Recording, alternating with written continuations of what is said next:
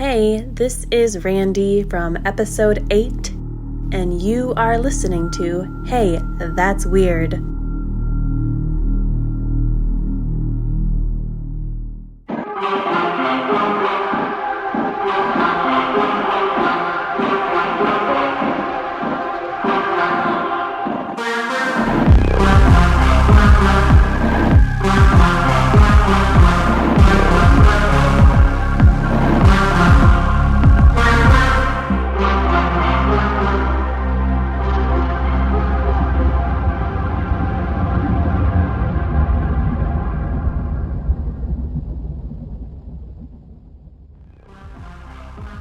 Welcome back to Hey That's Weird bonus Halloween episode 2. Today is Halloween. Whatever you're doing tonight, do it safely and have a lot of fun. Thanks to everyone who listened to episode 1 yesterday, and thanks to everyone who's returned today. This episode features 3 more storytellers. We have Liam from Vancouver, Laura from episode 7, who becomes my first return storyteller, and Gary from Ontario. Please sit back and enjoy this bonus episode of Hey That's Weird. Liam, you're on deck. Let's get weird.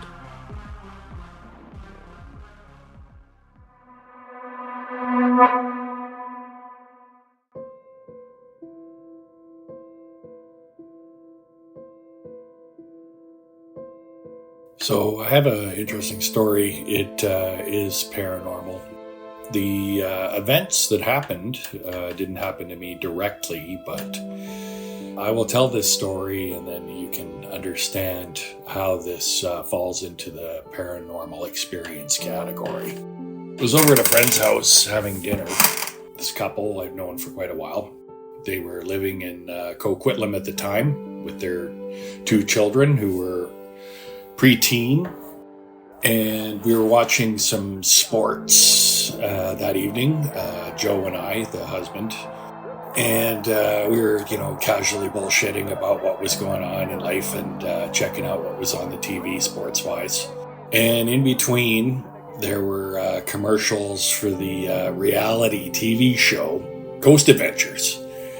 Now, I was a fan of this show at the time. I'd watch this fluff just because, I could turn my brain off and kind of, get lost in it. Didn't take it too seriously. I personally haven't had any paranormal experiences to speak of, so I find it fascinating, to say the least. But I'm still open as to whether, it's a real thing or not.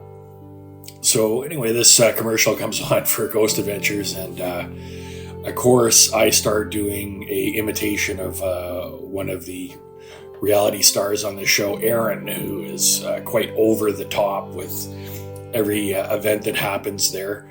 To Joe's amusement, I started doing some Aaron reactions, and he starts laughing too, and he says, "Oh my God, my kids watch that stuff." He's like, "Oh, it's brutal." And I said, "Oh, come on, Joe.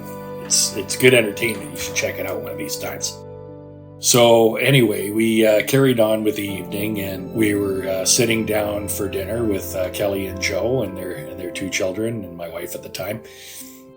The conversation is rolling, and I guess the Ghost Adventures, imitation comes up for the kids because the kids would probably find it entertaining.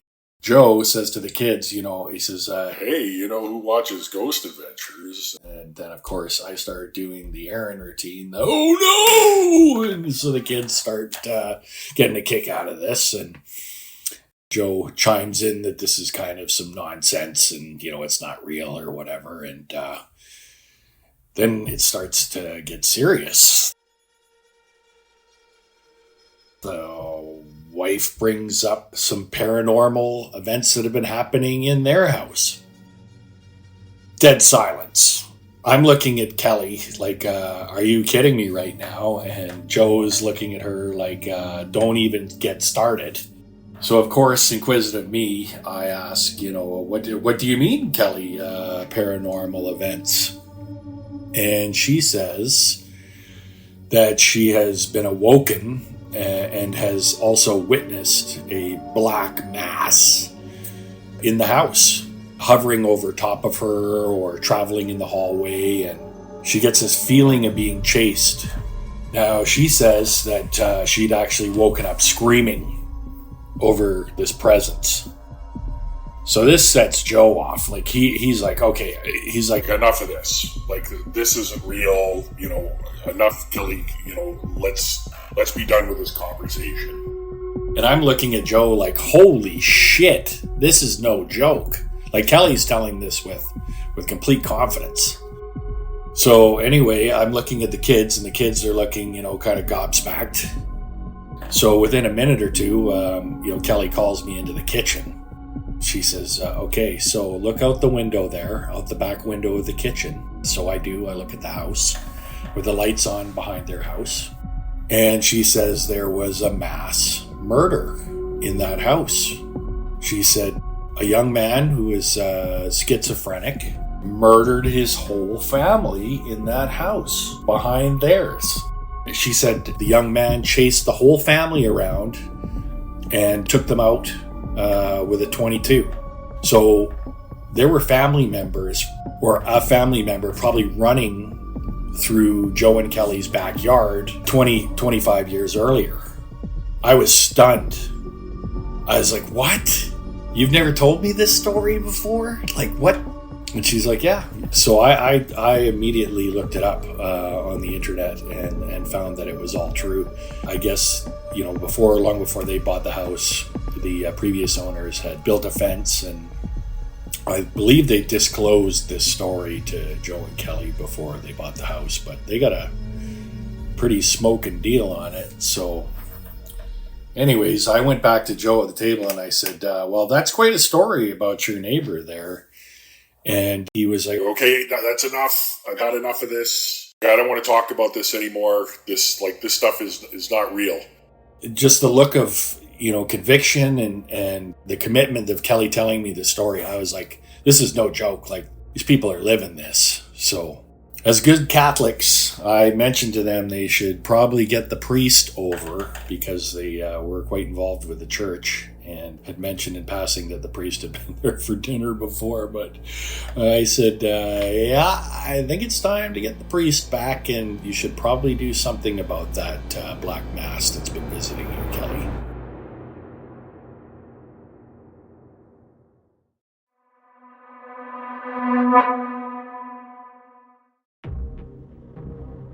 Massive thanks to Liam for his story there. After our chat, Liam gave me the contact details for Kelly, who will be joining me in a future episode to tell me about her experiences more in depth in her own words. Next up, we have Laura. Me and Laura discovered way back in episode 7 that we're pretty much neighbours. She shared another short story during that time that I was saving for exactly this kind of bonus episode. Without further ado, Laura, thanks for coming back, and let's get weird.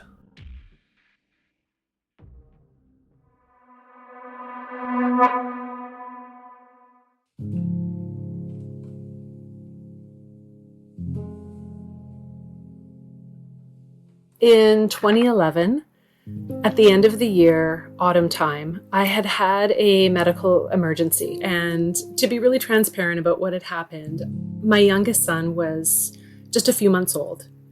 And I had a medical situation that required for me to have a surgery. And the surgery was going to result in me not being able to be around my son for several days, unknown. I was still breastfeeding at the time, and I had an older son who was a year and a half older. And so what had been determined was that I was going to have a surgery. I was at St. Paul's Hospital, and what they would do, it helped them and it helped me. They decided to put me in the labor and delivery unit. They said, look, we know you've had your baby already and you're post that time, but it helps our numbers if we can put you in the labor and delivery, because we don't have a lot of babies coming tonight. Also for you, because you're nursing and you're away from your son, hearing the babies crying and being around other moms would probably be really, really beneficial for you to keep things going with your lactation. Who am I to say anything? I said, that sounds great. I'm going to have surgery. That's my primary concern. Put me where you'd like me. I'm fine. I'm easygoing. Whatever you'd like. That night, I heard the helicopters landing on the top of the hospital, and I realized, oh, okay, they're going to bump my surgery. Someone's probably getting a heart, or somebody's getting a miracle tonight. So I reframed my expectations, and this happened a couple nights in a row where something would happen. And of course, I was getting good treatment. I needed the surgery, but I wasn't at the top of the list. So I got moved a few days. I was getting a little bored. I was pretty restless. I'd arrived in the emergency room knowing I needed some support with just a bag with a book in it. So this is a very different time. I didn't have, headphones, podcasts. I was bored out of my mind, and I went to sleep really early this one night. It was the third night at the hospital.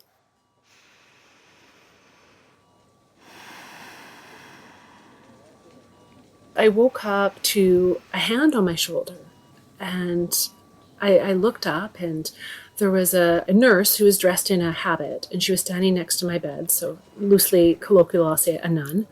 And she was standing next to my bed, and she said, Laura, wake up. So I said, hi, what's going on? And she said, you're going to go in for surgery soon.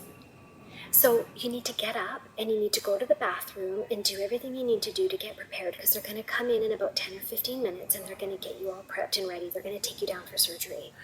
And I said, what do I need to do? Anyways, I was all hooked up to IVs, and I had a trolley with the IVs. And so it required me moving the trolley into the bathroom and getting myself sorted out. And it's awkward. It takes a few minutes.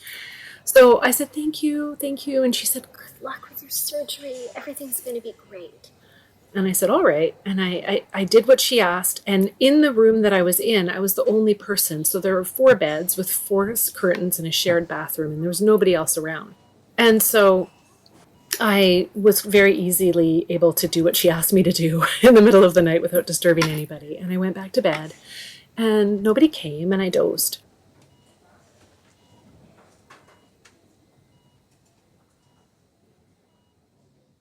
And then I felt this hand on my shoulder, same side, same shoulder. And I opened my eyes, and there was a nurse in scrubs, and she said, Laura.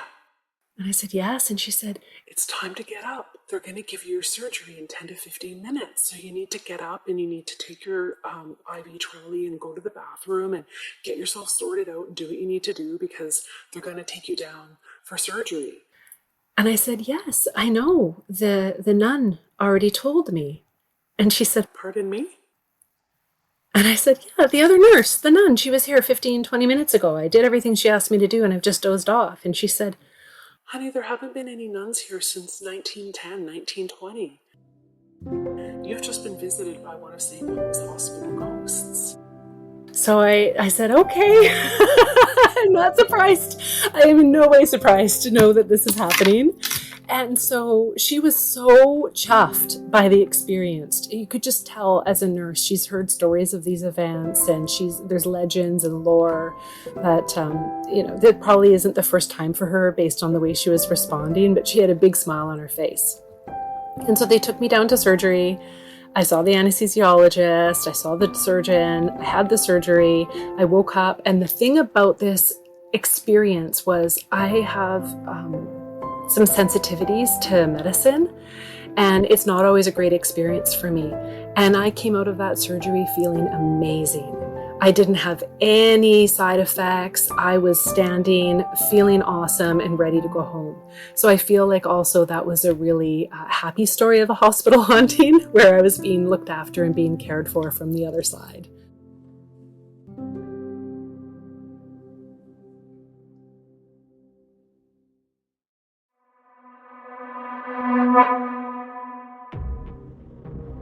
Finally, we have Gary D from Ontario. I've been excited to share Gary's story for a while. It wasn't quite long enough to be a standalone episode, but I was able to use it on this bonus episode as today's main feature. A huge thanks to Gary for not only sending me this story of his, but several others that he's experienced over the years. Gary's a heck of a storyteller. And now, without further ado, I present the man with a serious lack of fear from Ontario, Gary. Let's get weird.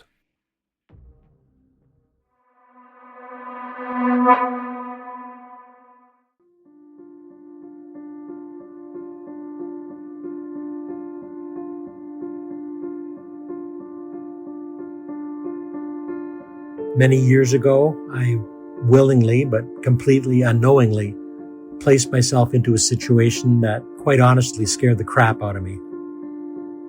I was an avid fisherman back then, so late one January I made arrangements to rent a 6 foot by 6 foot by 5 foot tall wooden ice fishing hut, also known as an ice shack or an ice shanty. This trip was for me, myself, and I, and fortunately, we were all getting along at the time. The shack was fitted with a propane tank strapped on the outside, which was then connected by hose to a small heater located on the inside of the hut for warmth. There was also a couple of thinly padded basic wooden planks located on either side, which kind of acted like benches or seats. So you can see that it was far from being luxurious. The hut itself was located about 5 miles or so out from shore, sitting on ice pretty much in the middle of a fairly sizable lake here in northern Ontario.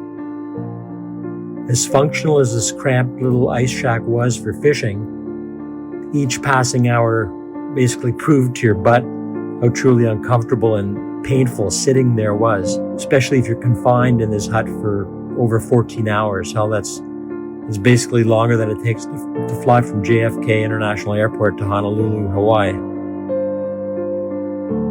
I was excited to be out there fishing, and I also was hoping to get a bit of sleep, but I ended up being a sole tenant of this kind of glorified dollhouse. And I'd be sitting there from 5 o'clock that afternoon up until about 7:30 the next morning. Some of you may think, why the hell even do this? It's crazy. Well, that's what we fishermen do. Sometimes, anyways. Anyway, so there I was, all alone, about 5 miles out in the middle of a northern Ontario lake, in the dead of winter, sitting there in a cramped wooden box. And as the night went on, a snowstorm suddenly had to move in, of course. The winds grew stronger, howling like the devil, and were accompanied by a gradually changing barrage of first wet snow, then sleet, and then finally hail. And of course, this is something that the weatherman had neglected to tell me that morning, from which he later claimed to have been a total freak storm, very unexpected, and came completely out of nowhere.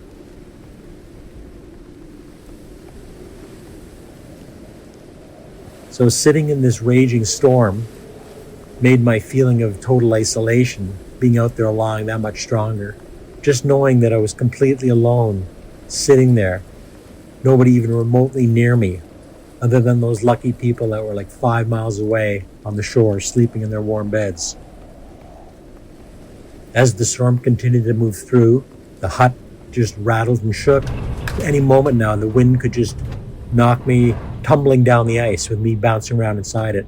It was that windy.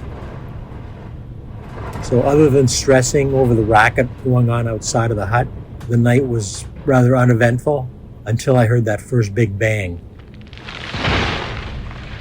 I figured the wind must have blown something up against the side of the hut.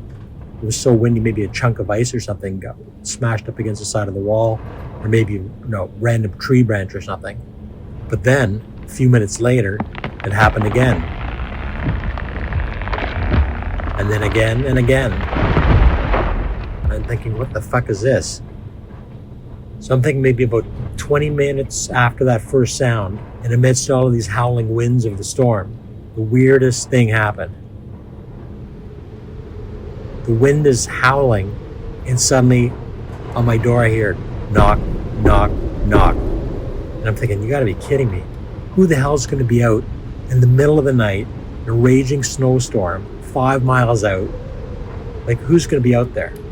And then I figured, okay, because this storm kind of randomly moved in and nobody expected it, but maybe the guy who rented me the hut, Tyler, maybe he was worried about me and he was just coming out to pick me up and I didn't hear his snowmobile.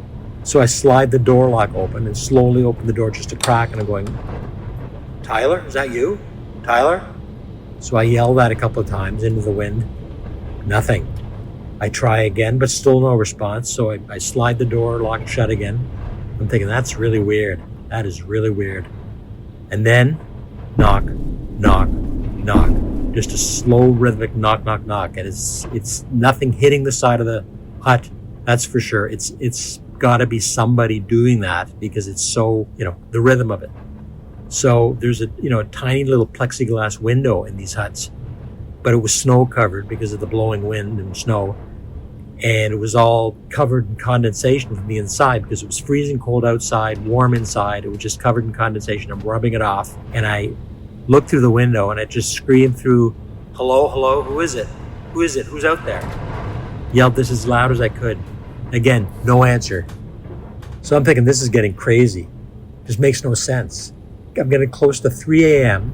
It's pitch dark outside, and there seems to be like a constant phantom knocking going on at my door. And at this point, I'm really starting to freak out.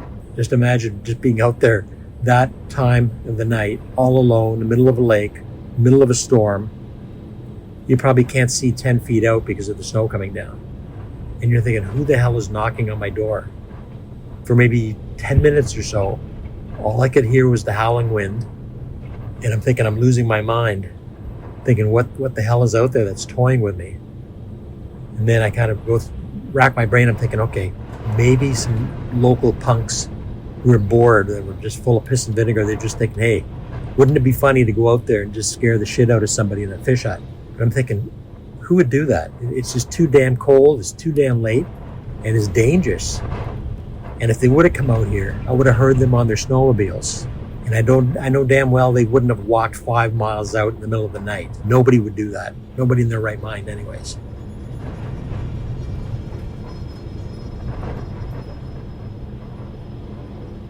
As I'm sitting there, trying to figure out what's going on, suddenly out of nowhere I hear loud, frenzied knocking on all sides of the hut at the same time.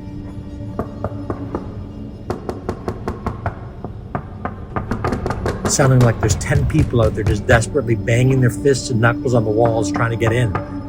I'm going, holy shit, there's like a group of people out there or what? So I'm screaming. At that point, I just completely lost it. I'm screaming and screaming. I said, what do you want? Leave me alone. Who is it? And then I hear suddenly somebody on top of the roof. And he's kind of dragging along the top. There's banging going on. I'm freaking out, saying, what the hell? My heart's almost pounding on my chest. The hut's just shaking and vibrating, not from the wind, but just from all this banging outside, continuous knocking. And while this is all going on, I'm freaking out. My heart rate's probably 200 beats a minute. And suddenly, just like that, complete silence. The hut stops shaking. Not a single sound, and all I can hear is that howling wind again. Everything's just stopped. And I'm just sitting there, scared out of my wits. And then for the next couple of hours or so, up until sunrise, I do nothing but just sit there, just listening for whatever it was to start again, but thinking, are they actually gone? Or are they just patiently sitting out there waiting for me to crack open the door so they can grab me and do who knows what to me? So as I'm sitting there, and I'm literally shaking, I've got lack of sleep, and my eyes are burning, bloodshot, I finally hear in the distance, I hear a snowmobile approaching. And as it gets closer and closer, I finally feel like I can actually breathe. I'm starting to feel a little bit safer, and I realize that I just dodged a bullet. I listen as the snowmobile gets shut off, and then I hear the crunching of the footsteps in the snow as someone approaches my fish hut.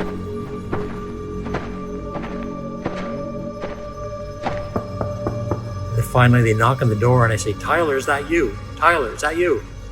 I hear him laughing, and he says with a bit of an attitude, Hell no, it's just me, Santa Claus, and I'm wondering if you can help me find my lost reindeer. Of course it's me. Who'd you think it was going to be? Relieved, I swing open the door and see that it's actually him and finally feel safe. He then says to me, Holy shit, man, what happened here? That storm drifted like 3 feet of snow up the sides of your hut. But there's bloody footprints all over the place. It's like all around it. Did you have a party down here last night or something? Did you have some visitors? I then stepped out of the hut, and sure enough, I could see there was piles of fresh snow drifted around everywhere. But all around the hut, it looked like it had been trampled down by someone or something. The wind had blown over the tracks, so you couldn't really tell what kind of footprints they were. They looked rather large, and there was lots of them. And then I followed the tracks away from the hut, and they just seemed to scatter off in all different directions. And I'm thinking, now who knows what really happened that night? But I know one thing's for sure, that was the last time I ever went on an overnight fishing trip ever again.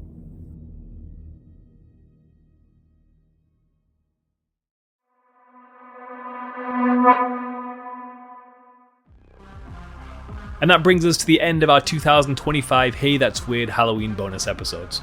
I truly hope you enjoyed it. If you've gotten this far into the show, thank you so much for listening and indulging this fun little podcast. I'm continuing to try build this community, so if you have a friend or a family member who you think might enjoy the show, please point them in this direction and share Hey That's Weird with them. Also, if you know anyone with a story to tell, short or long, send them to me. As of next week, I'll be returning to regular episodes. I have some fun things coming up, so please keep listening, interacting, and sharing the show. Thanks again, and until next time, stay weird.